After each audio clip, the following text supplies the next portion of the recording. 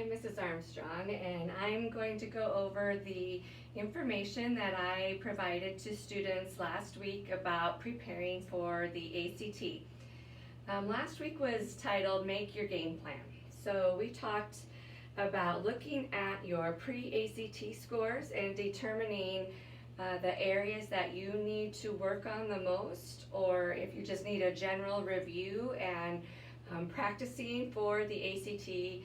If you're taking the free one, that would be February 25th. So I gave all the students a calendar and students can actually fill in the times that they can spend working on preparing for the ACT. Here are some resources that I provided. So the Severson Method is on YouTube, and she has a lot of good videos about specific topics as well as just general study techniques.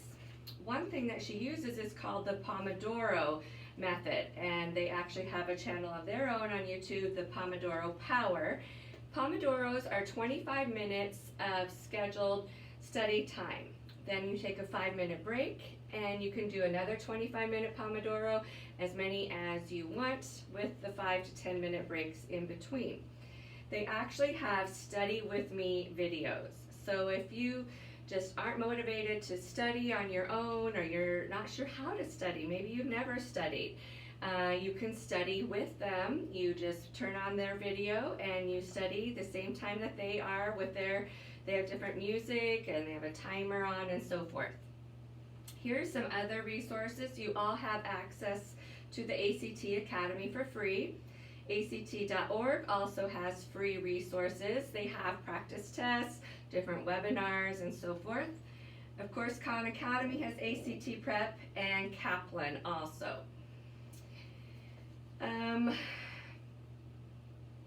Something that the Severson Method talked about was making flashcards.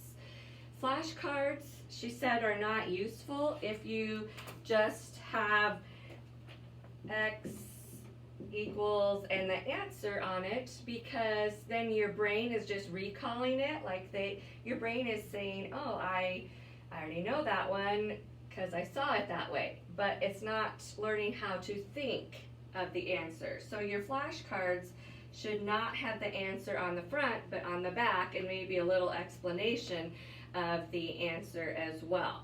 And so that way your brain is trying to think of the answer, so when you're presented with a multiple choice questions or answers that way, you can figure out the answer yourself.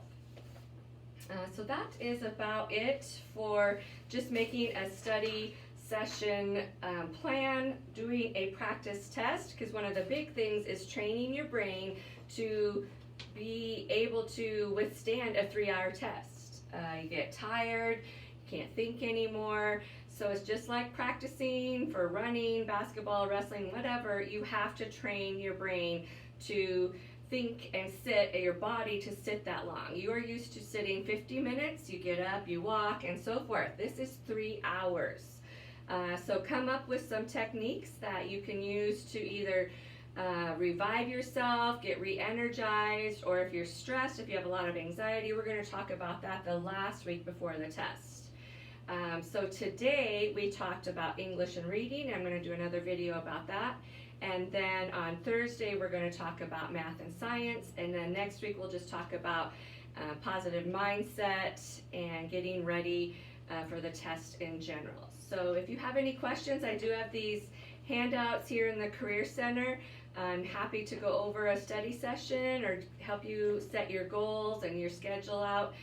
Just let me know. Thank you.